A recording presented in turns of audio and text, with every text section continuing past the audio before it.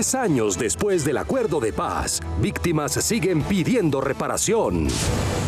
Nueva alerta por presión de grupos armados en época electoral. Estos dos señores hay que cuidarlos, al doctor de la Espriella y al doctor Cepeda.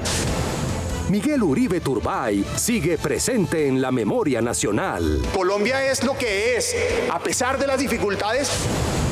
Arrendatarios son víctimas de cobros que no están en la ley.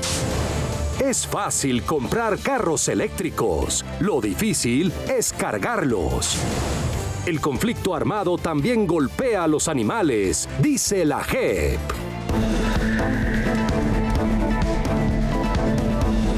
NS Noticias, con Isaac Nesim y Marcela Baena.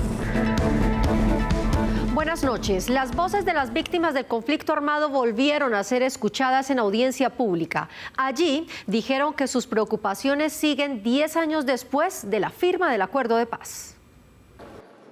Líderes sociales y organizaciones de víctimas alertaron sobre las dificultades para acceder a la reparación integral, las garantías de no repetición y la persistencia de amenazas y asesinatos contra defensores de derechos humanos. Hemos tenido alrededor de 60 compañeros directivos y líderes que fueron asesinados. También se resaltó la necesidad de escuchar de manera permanente a quienes han sufrido el impacto directo de la violencia. No hemos podido ver una reparación como la queremos ver y la no repetición. Otro de los temas abordados fue la representación política de las comunidades golpeadas por la guerra. En ese sentido, se planteó la importancia de estudiar alternativas que permitan mantener las curules de paz tanto en Senado como en Cámara, con el propósito de garantizar que las víctimas continúen teniendo espacios de participación. Que sean las verdaderas víctimas quienes estén al frente de esas curules. De lo contrario, estamos perdiendo el tiempo y seguimos en el peor de los casos, tirando discurso de paz, pero no la sentimos. La conclusión fue clara porque las víctimas no pueden seguir esperando reparación ni garantías de no repetición, especialmente cuando millones de colombianos continúan cargando las consecuencias de décadas de violencia. Hay una nueva alerta sobre varias regiones donde la violencia y la presión de varios grupos armados podrían afectar el libre ejercicio del voto en segunda vuelta. El presidente del Congreso, Lidio García, destacó que las elecciones fueron tranquilas, pero hay que proteger a los actores políticos.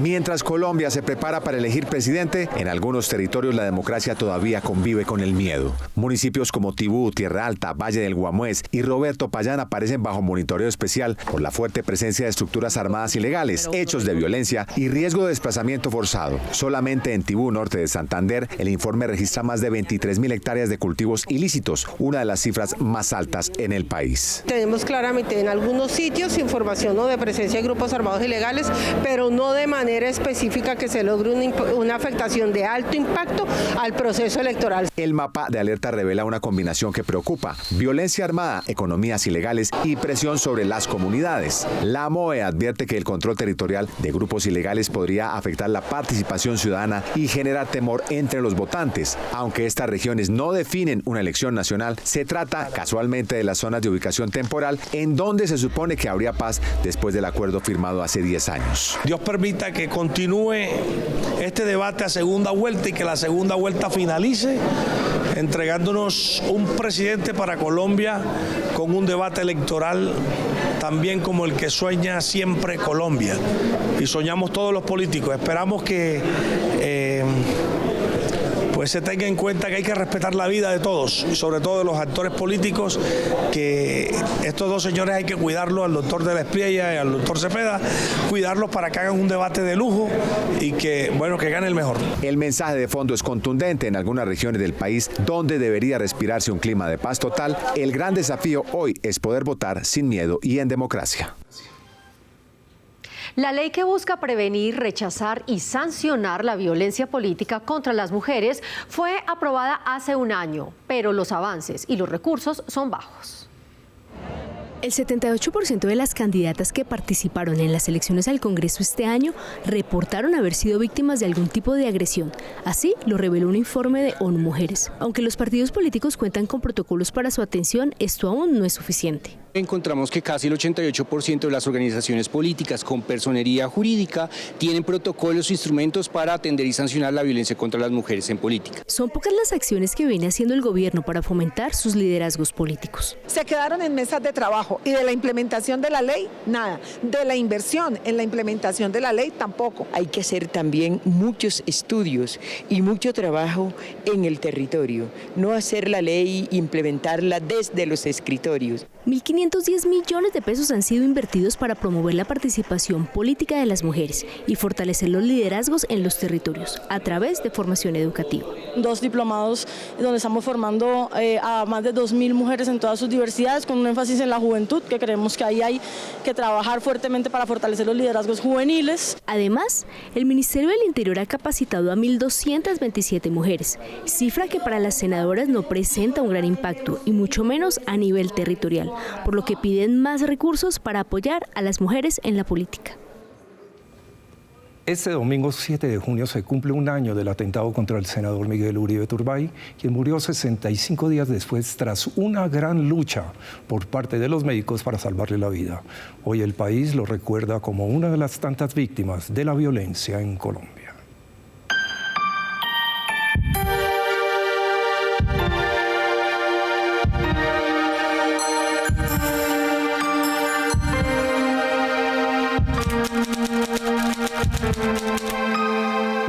Con esa frase, Carolina Hoyos recuerda con dolor a su hermano. Le escribe para hacer el duelo y lamentar su muerte. Fue un crimen que enlutó al Congreso y al país. Era un joven y aguerrido político cuya voz se hacía sentir en plenaria y comisión. No se les olvide que si Colombia es lo que es, a pesar de las dificultades, es gracias a miles de vidas. Miguel Uribe se perfilaba como un serio aspirante a la presidencia de la República, hasta la tarde del sábado fatal que truncó sus sueños y su vocación. Todos los días ver la silla de él con una foto y una bandera es pensar en ese momento tan difícil para Colombia, para su familia, para el Congreso de la República, para la política colombiana. Reconociendo su trayectoria, fue sancionada la ley Miguel Uribe Turbay, que establece una placa en la oficina que ocupó. Además, la sala de medios del Capitolio llevará su nombre.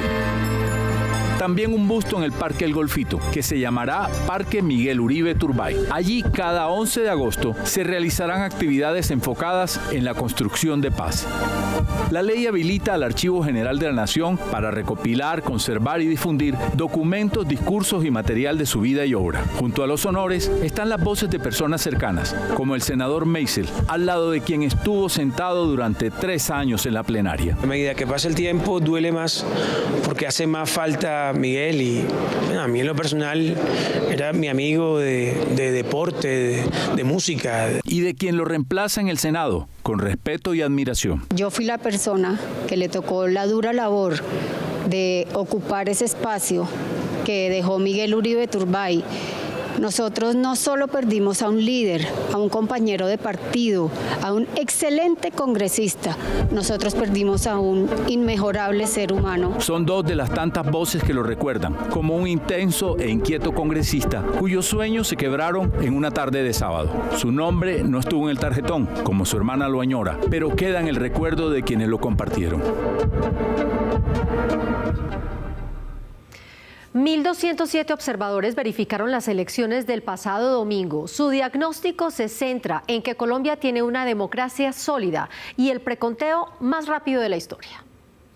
Tras la primera vuelta de las elecciones presidenciales, delegados de 35 países reconocieron la rapidez y la transparencia de las elecciones en Colombia. Han dicho los observadores, en especial el Observatorio Latinoamericano ahora, que Colombia tiene mucho que enseñarle, no solamente desde la participación y el ejercicio de su democracia, sino también en el ejercicio de la legislación. 1.207 observadores internacionales acompañaron la jornada electoral. Y este año, para decirlo, primera vez que en Colombia tenemos una observación de estados. La radiografía electoral también puso la lupa sobre la participación femenina, pues el 68,7% siente que no tiene ninguna representación política. El liderazgo político de las mujeres no es un privilegio que se concede.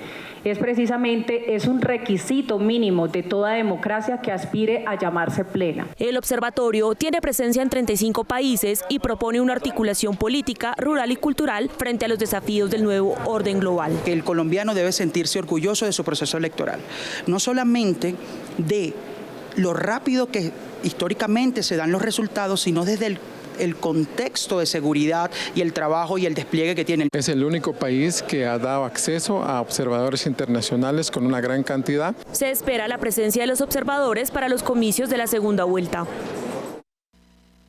La Presidencia del Senado de la República te invita a participar en la audiencia pública Crisis Tarifaria y Justicia Energética, un espacio de diálogo ciudadano para abordar la situación actual de las tarifas de energía, la calidad en la prestación del servicio y su impacto en los hogares y la economía de la región Caribe. La audiencia se llevará a cabo el viernes 12 de junio y será un escenario para escuchar los actores del sector energético, a legisladores, gremios, gobiernos locales y departamentales. También será un espacio para debatir propuestas y exigir soluciones frente a la crisis tarifaria que afecta a miles de familias, porque la energía es un derecho, no un privilegio. Transmisión en directo por Telecaribe, Canal Congreso y streaming por redes sociales. El costo de vida sigue siendo una de las principales preocupaciones en Colombia. Aunque la inflación mostraba señales de moderación, en el 2026 volvió a repuntar y los gastos esenciales continúan presionando el presupuesto de millones de hogares.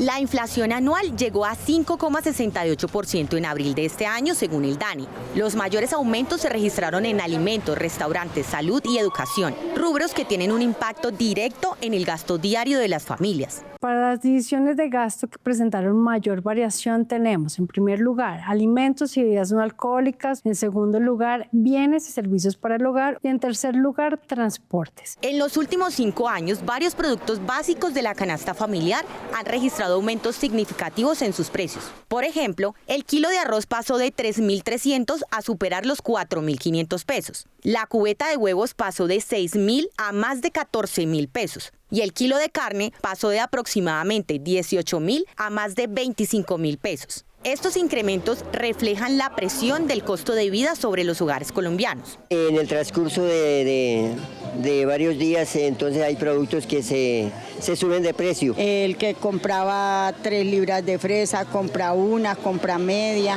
Entonces es de acuerdo a la situación económica. El impacto no es igual en todo el país. Algunas ciudades registran mayores niveles de gasto, mientras millones de hogares siguen ajustando sus presupuestos. Los sustitutos del frijol, si aparece caro, entonces compras arveja, y si no lenteja, y si no, bueno, blanquillos. Y esa capacidad de sustituir el uno por el otro logra contener precios, pero cuando hay fijación de precios de monopolio, de poderíos concentrados, nos fijan precios sin competitividad. Buena parte de la población continúa recortando gastos para sostener la capacidad de compra en medio de una economía que sigue presionando sus bolsillos. Según Medicina Legal, el 71% de los menores de edad víctima de abuso sexual se encuentra entre los 5 y los 14 años. ¿Qué hacer para evitar que los niños no sigan siendo víctimas de este delito y sancionar a los agresores? Hablamos con expertos. La muerte de la pequeña Mía, víctima de abuso sexual, puso nuevamente en discusión la necesidad de fortalecer acciones de prevención y sanción de estas conductas. Llegan niños abusados sexualmente a los colegios.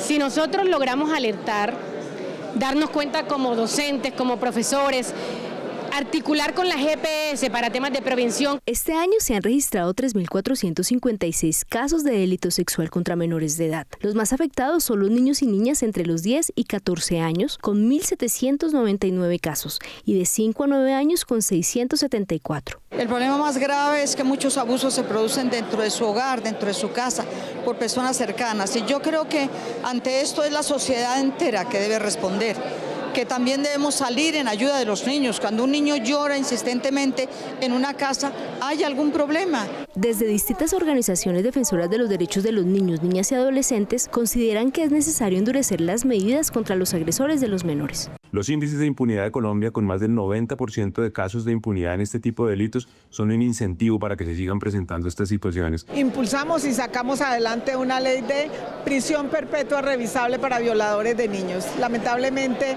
la Corte Constitucional no la avaló. Bogotá, Cali y Medellín son las ciudades donde más se han presentado casos de abuso infantil. Las autoridades piden a la ciudadanía denunciar cualquier situación que vulnere los derechos de la niñez. Un buen número de arrendatarios en Colombia está siendo víctima de cobros que no están en la ley. Depósitos exagerados, aumentos por encima del límite y hasta pagos por mostrar el inmueble son algunos de ellos. Preste atención a esta nota para poder denunciar.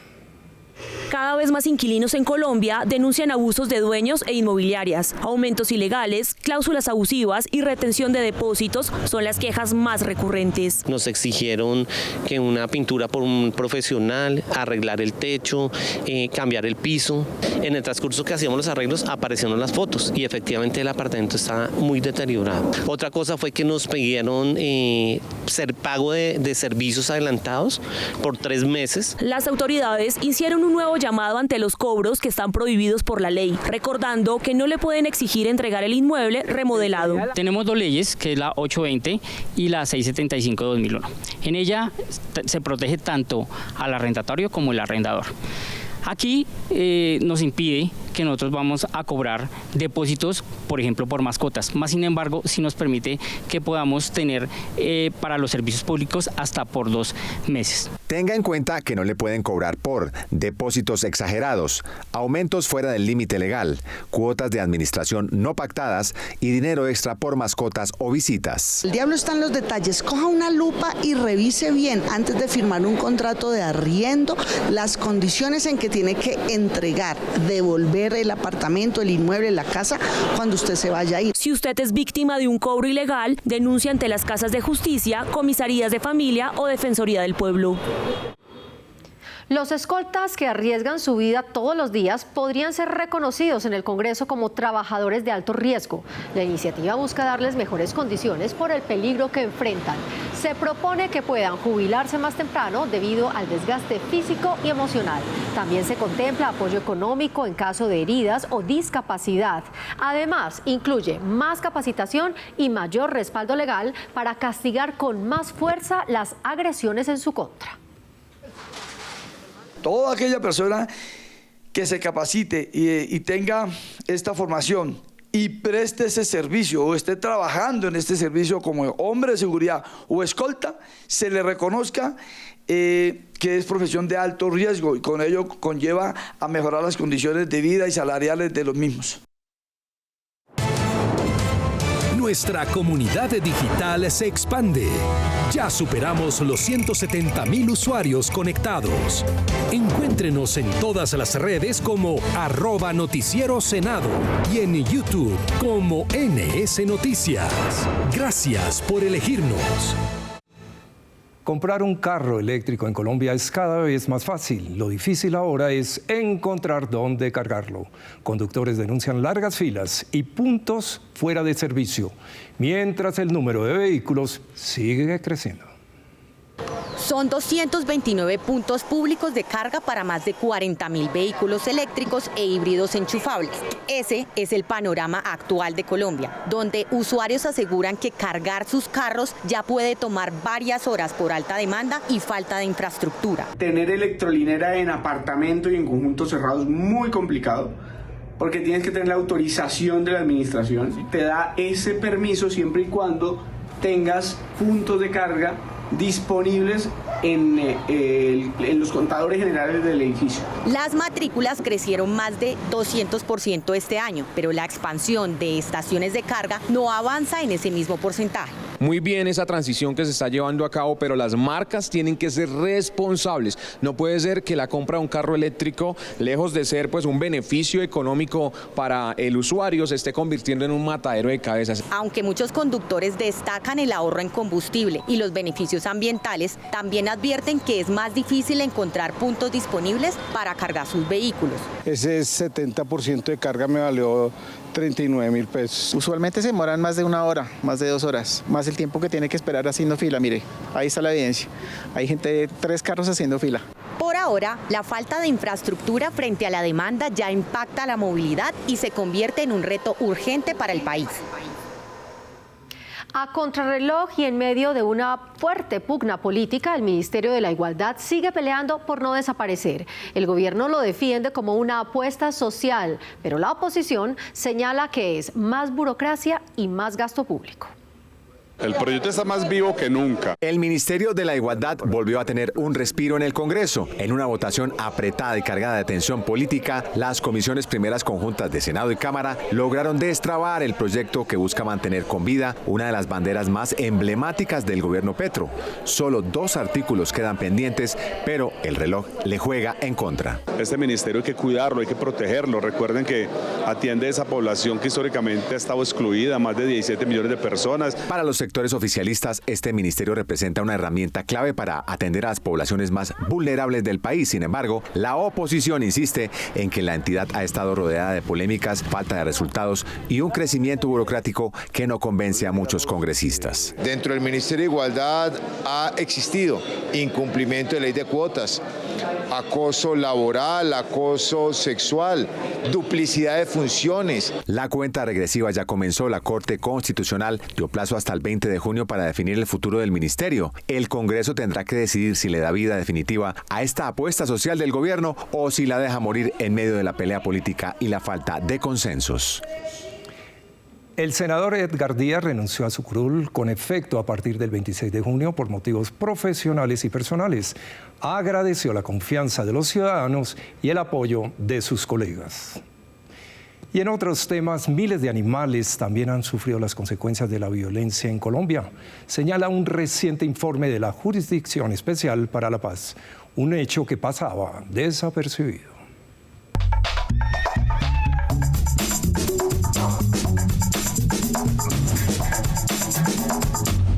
Las cifras reveladas son contundentes. Entre 2017 y 2026, al menos 100.252 animales resultaron afectados por acciones relacionadas con el conflicto armado, mientras que 44 especies silvestres quedaron en riesgo crítico de extinción. Cada 30 minutos muere un animal por efectos directos de la guerra, es decir, por bombardeos, por cruces armados, por desplazamiento, y los animales mueren por inanición, por contaminación. El documento hace pensar en la necesidad de reconocer a los animales como víctimas del conflicto armado, una discusión que ya comenzó a avanzar en el Congreso de la República. Reconocer a los ecosistemas como víctimas del conflicto armado, es decir, reconocer los efectos nocivos que ha tenido la guerra sobre los ecosistemas y sobre los animales. Segundo, establecer una priorización para que existan planes de conservación sobre las especies que están amenazadas y planes de restauración ecológica. El debate ha tomado fuerza porque el informe de la JEP no solo expone una tragedia ambiental, sino que abre la puerta para entender que el conflicto armado dejó heridas más amplias de las que tradicionalmente se han reconocido en Colombia.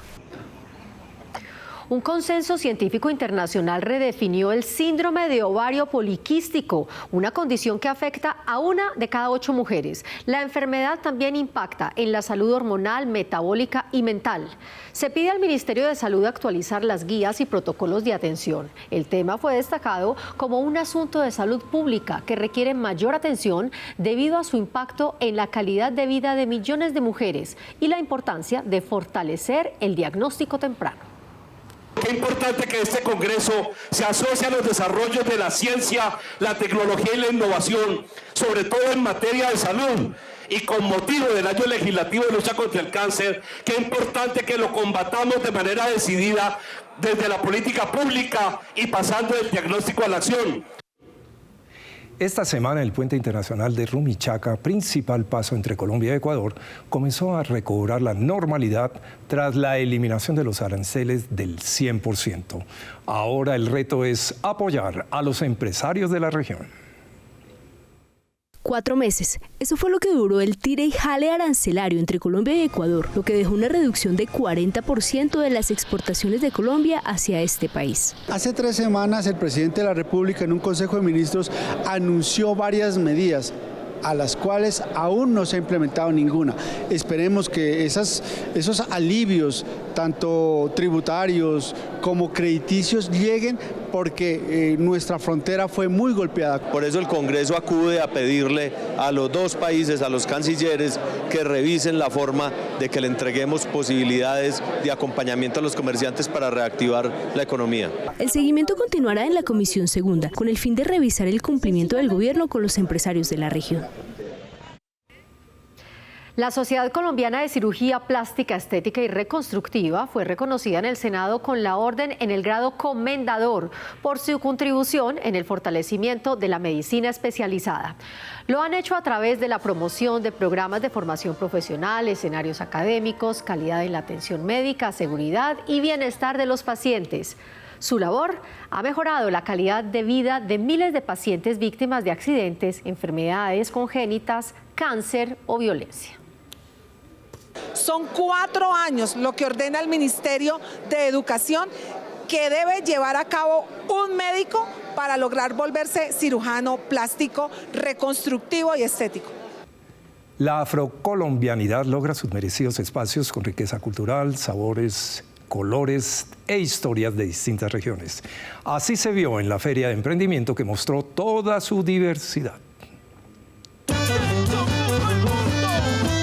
El espacio se convirtió en una vitrina para mostrar cómo las raíces y las tradiciones siguen vivas a través de proyectos que nacen desde las comunidades y que hoy encuentran nuevas formas de llegar a más personas. Vengamos a visibilizarnos como esas negritudes emprendedoras, con todo lo que tenemos nosotros para mostrarle y ofrecerle al mundo entero. Emprendedores de distintas regiones presentaron artesanías, gastronomía, moda y otros productos que reflejan su identidad cultural, costumbres y saberes ancestrales. Vinieron comunidades de familias de Palenque con su gastronomía, sus productos ancestrales, familias de San Andrés, familias del Pacífico Norte, del Pacífico Sur, del Centro. Detrás de cada emprendimiento hay procesos de resistencia, memoria y construcción de oportunidades. Nos permiten visibilizar no solo nuestro proyecto, sino toda la historia, toda la esencia de lo que son nuestros emprendimientos. Estos son espacios que reconocen el aporte de las comunidades afrocolombianas para seguir impulsando escenarios en los cuales su talento, cultura y trabajo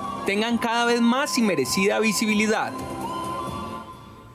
Y con el apoyo de la Universidad del Rosario culminó en el Congreso el curso Periodismo Político en la Era Digital. En este espacio recibieron formación virtual en temas relacionados con el funcionamiento del Congreso y herramientas para potenciar el uso de las redes sociales, análisis de datos e inteligencia artificial. 700 personas de distintas regiones de Colombia recibieron la certificación de este curso, que fue gratuito.